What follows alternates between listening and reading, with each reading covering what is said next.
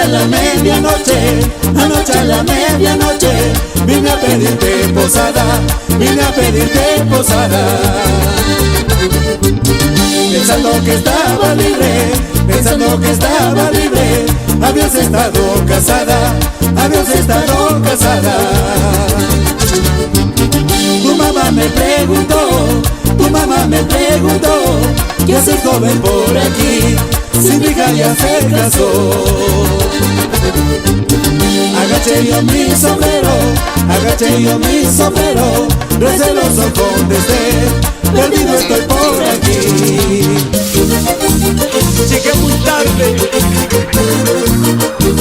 qué pena corazón. Ahora, a esta medianoche, ¿a dónde iré? ¿Dónde me quedaré?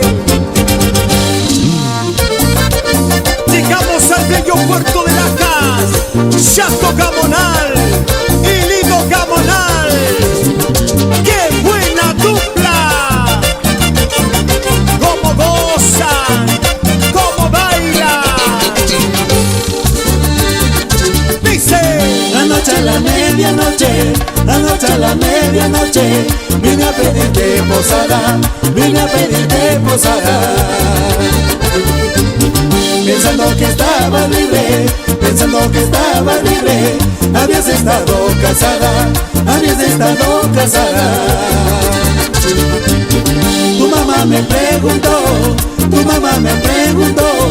¿qué hace joven por aquí? Si mi hija ya se casó. Agaché yo mi sombrero, agaché yo mi sombrero, receloso contesté, perdido estoy por aquí. Esos recelos que yo pasé, nadie pasó, pero como ella ya se casó, amor con ella ya no, ya no. Esos recelos que yo pasé, nadie pasó, pero como ella ya se casó, amor con ella ya no, ya no. Y en el verde Chalamarca, Ronald Bustamante Coronel.